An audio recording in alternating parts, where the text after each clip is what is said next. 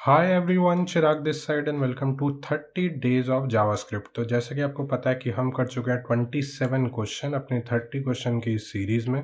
अगर आपने नहीं देखा तो ऊपर आई बटन में लिंक आ रहा होगा, इवन मैंने अपने डिस्क्रिप्शन बॉक्स में भी डाल रखा है। तो आज हम करेंगे अपना क्वेश्चन नंबर 28 जो कि होगा क्लासेस टॉपिक का। So let's get started. तो हमारे क्वेश्चन का नाम है इवेंट एमिटर। ये एक मीडियम लेवल का क्वेश्चन है और जैसा कि आप देख सकते हैं काफ़ी बड़ा सा क्वेश्चन है। तो मैं शॉर्ट में आपको बताऊंगा फटाफट। तो हमें एक इवेंट एमिटर क्लास बनानी है। ये सिमिलर है जो अपना डॉम में जैसे इवेंट्स होता है या फिर हम नोड जेएस में जैसे अपने इवेंट्स पढ़ते हैं उसकी तरह होता है बिल्कुल। तो सबसे पहले समझ लेते हैं कि जो अपनी इवेंट एमिटर क्लास है या इवेंट एमिटर है वो होता क्या है। तो इवेंट एमिटर जो है वो एक अपनी ऐसी क्लास है जो कि इवेंट्स को मैनेज करती है। अब इवेंट्स क्या होते हैं? इवेंट्स होता है जैसे अपना क्लिक एक इवेंट है, या फिर कोई एक्टिविटी परफॉर्म होना, या फिर कोई एक्शन का कंप्लीट होना, ये सब अपना इवेंट है। जैसे यहाँ पे ये लैंग्वेज जावास्क्रिप्ट है तो मैंने इस पे क्लिक करा तो ये एक इवेंट है। इधर जैसे फॉर्मेट कोड पे मैंने क्लिक करा तो ये भी एक इवेंट है,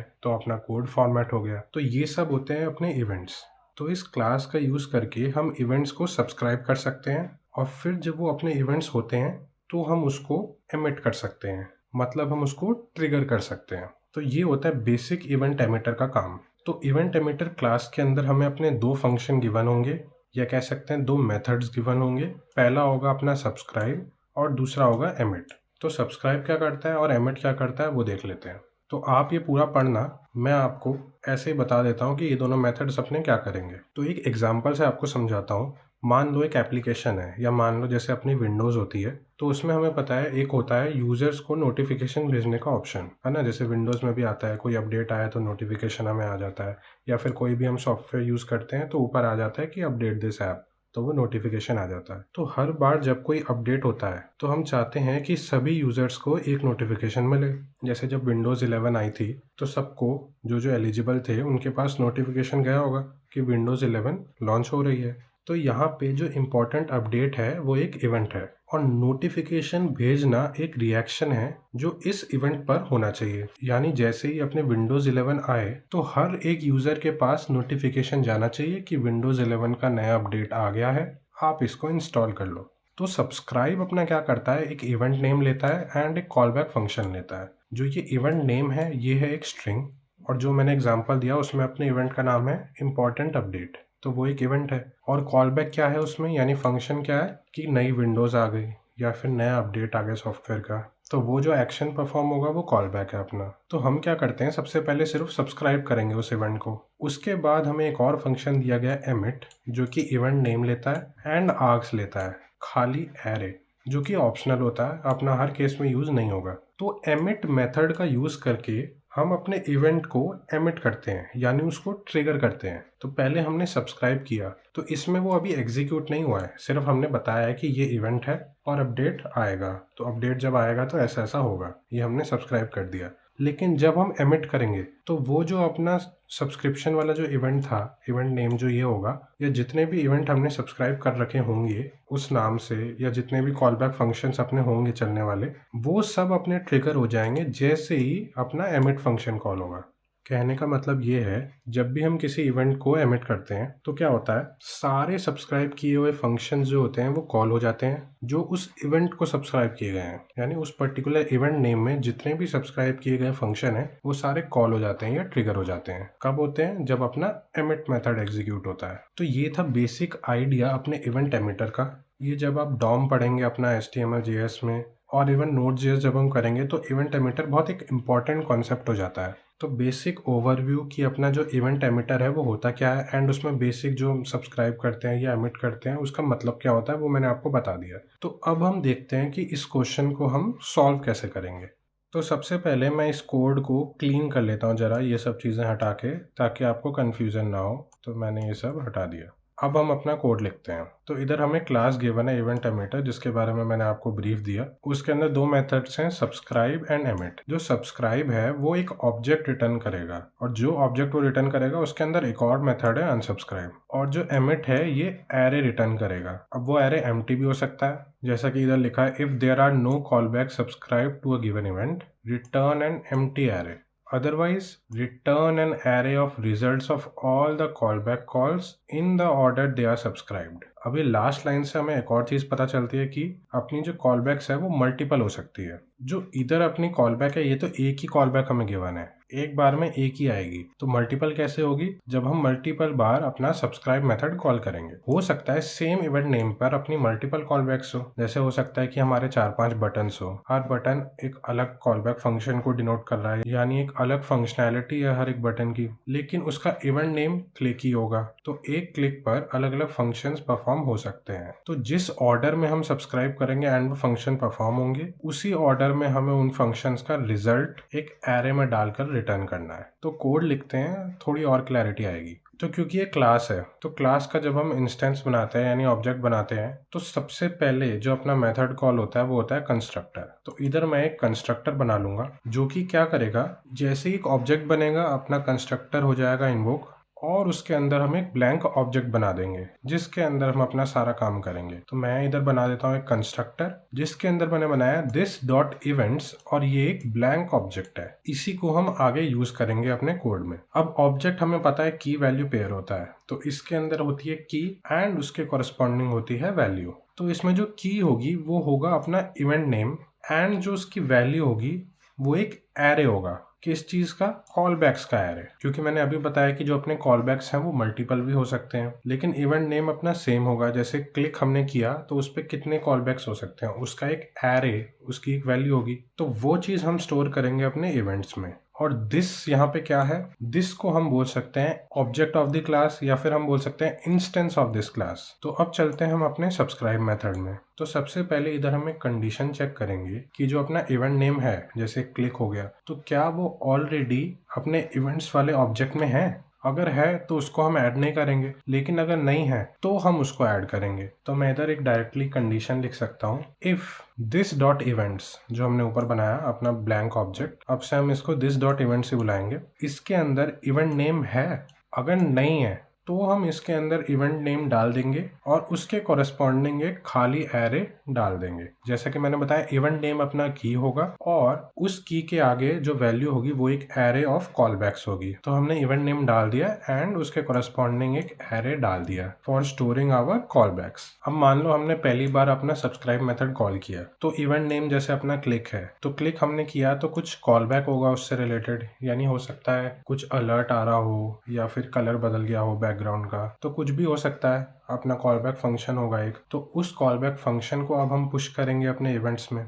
अभी तो हमने सिर्फ अपना इवेंट नेम यानी की को डाला ऑब्जेक्ट में, अब उसके कॉरेस्पॉन्डिंग वैल्यूज भी आएंगी। तो इधर मैं नीचे लिखूंगा this dot events event name पे हम पुश करेंगे अपना कॉलबैक। हमने ऊपर एक खाली एरे बनाया था, इसमें हम अपना पहला कॉलबैक फंक्शन पुश कर देंगे। अब जितनी बार हम इस मेथड को कॉल करेंगे और उस इवेंट नेम पे जितने भी अपने कॉलबैक्स होंगे वो अपने खाली एरे में स्टोर होते जाएंगे, और जिस ऑर्डर में हम पुश करेंगे उसी ऑर्डर में हमें एमिट में उसका रिजल्ट रिटर्न करना है एक एरे बनाकर। तो अब आपको थोड़ा थोड़ा समझ में आ रहा होगा। तो रिटर्न हमें एक ऑब्जेक्ट करना है, लेकिन उसमें एक अनसब्सक्राइब मेथड भी हमें गिवन है। अब ये अनसब्सक्राइब क्यों दिया है? हो सकता है कि हम चाहते हैं कि ये पर्टिकुलर कॉलबैक परफॉर्म ना हो या एमिट ना हो, तो उसको हम अनसब्सक्राइब करना चाहते हैं। हो सकता है हमने बाय मिस्टेक कर दिया हो या फिर सेम कॉलबैक्स मल्टीपल टाइम्स डाल दिया हो, तो हम नहीं चाहते उसको परफॉर्म होना, इसलिए हम उसको अनसब्सक्राइब भी कर सकते हैं। तो उसके लिए भी इन्होंने एक मेथड दिया है। तो देखते हैं अब हम अनसब्सक्राइब कैसे करेंगे। अनसब्सक्राइब करने के बाद जितने भी अपने इवेंट नेम और उनके पर्टिकुलर कॉलबैक्स बचेंगे उसका एक ऑब्जेक्ट बना के हम कर देंगे रिटर्न।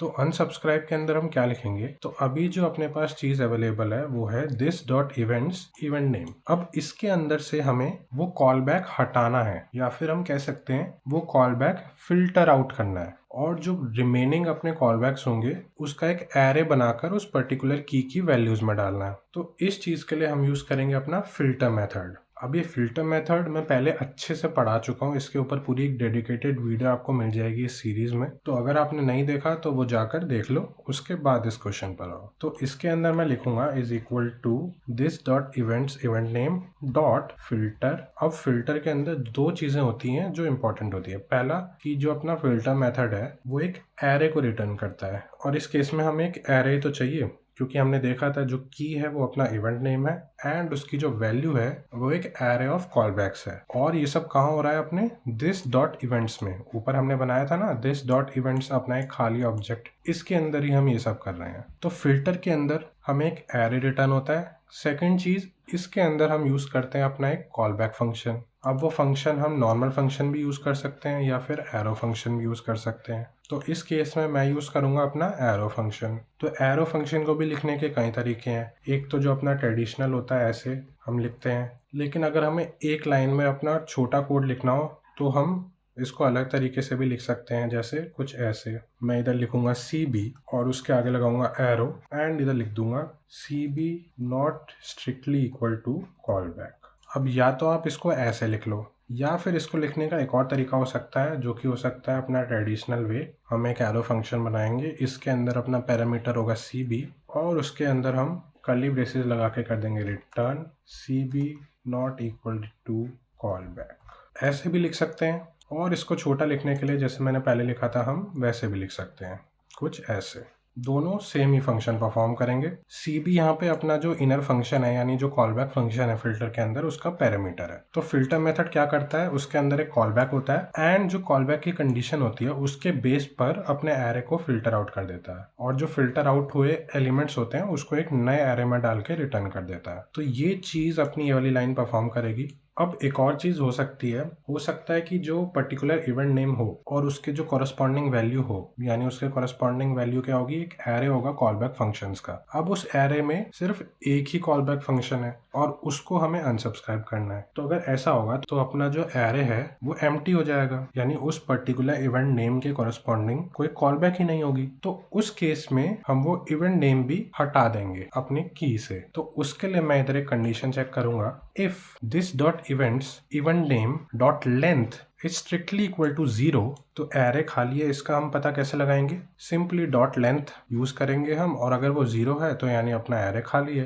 एरे अगर खाली है तो उस इवेंट नेम की कोई वैल्यू ही नहीं है, तो वो इवेंट नेम किसी काम का नहीं, तो हम उसको भी हटा देंगे। तो अगर ऐसा होगा तो हम इधर लिख देंगे delete this dot events event name. तो डिलीट कीवर्ड का हम यहाँ पे यूज कर सकते हैं इस काम के लिए। अब ये डिलीट कैसे काम करता है, इसको आप MDN डॉक्स पे जाकर पढ़ सकते हैं। ज़्यादा मुश्किल नहीं है, इजी है, तो जाकर पढ़ो एंड एक दो एग्जांपल्स देखो, आपको समझ में आ जाएगा। तो ये पूरा हमने लिख दिया अपने सब्सक्राइब मेथड का कोड। अब देखते हैं एमिट मेथड के अंदर हम क्या करेंगे। तो एमिट मेथड के अंदर भी अपनी दो चीजें होंगी। सबसे पहले तो हम ये चेक करेंगे कि जो इवेंट नेम है उसके कॉरस्पॉन्डिंग कोई कॉलबैक है भी। अगर नहीं होगा तो हम एक खाली एरे रिटर्न कर देंगे, जो कि इधर लिखा है if there are no callback subscribed to a given event, यानी उस गिवन इवेंट पे अगर कोई भी कॉलबैक सब्सक्राइब नहीं किया गया है तो एक खाली एरे रिटर्न कर दो। तो एक कंडीशन मैं यहाँ पे चेक करूंगा अपने इफ की मदद से, if not equal to this dot events event name. तो हम क्या करेंगे, रिटर्न अपना एक खाली एरे, स्क्वायर ब्रैकेट्स हम बना देंगे, ये खाली एरे को डिनोट करता है। अब हम फाइनली हैंडल करेंगे कि अगर अपना इवेंट नेम भी है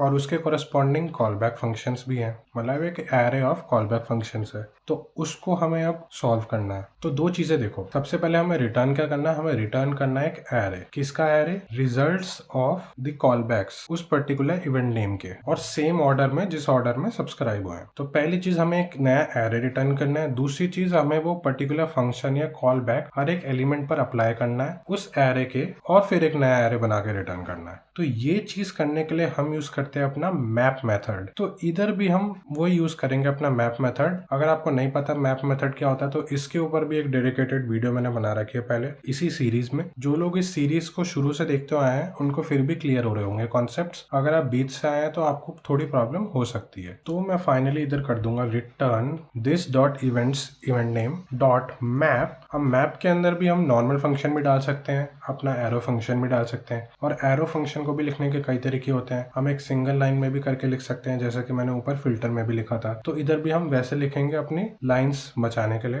तो वैसे अगर हम अपना एरो फंक्शन डालते हैं तो कुछ ऐसा होता है अपना एरो फंक्शन। इसके अंदर अपना जो पैरामीटर आता है और फिर इसके अंदर जो अपना फंक्शन परफॉर्म हो रहा होता है वो आएगा। तो इसकी जगह मैं डायरेक्टली सिंगल लाइन में भी लिख सकता हूँ। लेट से अपना जो पैरामीटर है वो है कॉल बैक, जो कि क्या करेगा, कॉल बैक ही परफॉर्म करेगा किस पर, आर्ग्यूमेंट्स पर। अब जो अपने आर्ग्यूमेंट्स हैं वो हमें पता नहीं कितने मर्जी हो सकते हैं, तो हम उस केस में यूज करते हैं अपना स्प्रेड ऑपरेटर। तो मैं इधर यूज करूंगा स्प्रेड ऑपरेटर और इधर लिख दूंगा आर्ग्स। स्प्रेड ऑपरेटर भी हम पहले देख चुके हैं। तो इसके साथ हमने अपना पूरा कोड लिख लिया है। एक बार अब हम इसे रन करके देख लेते हैं और ये जो अपना कोड है वो चारों केसेस के लिए चल गया है। तो पहले केस को भी एक बार देख के समझ लेते हैं कि कैसे काम कर रहा है। तो सबसे पहले इन्होंने इवेंट एमिटर को कॉल किया, फिर एमिट, फिर सब्सक्राइब किया, फिर सब्सक्राइब किया, फिर एमिट किया। तो इधर से देखते हैं, ज़्यादा अच्छे से समझ में आएगा। तो इवेंट एमिटर का इन्होंने सबसे पहले एक ऑब्जेक्ट बना लिया, इधर const emitter is equal to new event emitter. जैसे ही इन्होंने एक ऑब्जेक्ट बनाया वैसे ही अपना जो कंस्ट्रक्टर है वो चल गया, एंड कंस्ट्रक्टर के अंदर हमने अपना एक खाली ऑब्जेक्ट बनाया था तो वो भी अपना रिटर्न हो जाएगा। तो सबसे पहले हमने कर दिया एमिट। अब हम डायरेक्टली एमिट कर रहे हैं, अभी तक कोई हमने अपना कॉल बैक या फिर उससे रिलेटेड जो इवेंट नेम है वो हमने सब्सक्राइब ही नहीं किया है, तो अपना खाली एरे रिटर्न होगा, जो कि इधर आउटपुट में भी हो गया। उसके बाद हमने कर दिया सब्सक्राइब। तो सब्सक्राइब हमने किया, कॉल बैक 1 आया, उसमें रिटर्न 5 करता है। उसके बाद हमने फिर से सब्सक्राइब किया, तो उसके बाद अपने फर्स्ट इवेंट पे ही दूसरा कॉल बैक आ गया जो कि 6 रिटर्न करता है। और उसके बाद हमने किया एमिट। तो जब हमने एमिट किया तो हमने देखा कि अपने 2 बार सब्सक्राइब हुआ है, सेव इवेंट नेम है यानी फर्स्ट नेम है, और उस पर 2 कॉल बैक्स हैं। तो जिस ऑर्डर में सब्सक्राइब हुआ है, यानी सबसे पहले रिटर्न 5 वाला कॉल बैक और उसके बाद अपना रिटर्न 6 वाला कॉल बैक, तो उसी ऑर्डर में हम एमिट करेंगे एक एरे रिटर्न करके जिसके अंदर पड़ा होगा 5,6, और यही पूरी एक्सप्लेनेशन इधर लिखी है। तो आई होप आपको ये क्वेश्चन समझ में आया होगा। एक बार अब हम इसे सबमिट करके भी देख लेते हैं, और ये जो अपना कोड है सबमिट भी हो गया। तो इसी के साथ हमने अपना क्वेश्चन नंबर 28 भी कर लिया फिनिश। अगर आपको कोई भी डाउट होता है तो आप कमेंट सेक्शन में पूछ सकते हैं, एंड अगर वीडियो अच्छी लगी हो तो लाइक ज़रूर करना। अब हम मिलते हैं अपनी अगली वीडियो में एक नए सवाल के साथ। तब तक के लिए गुड बाय।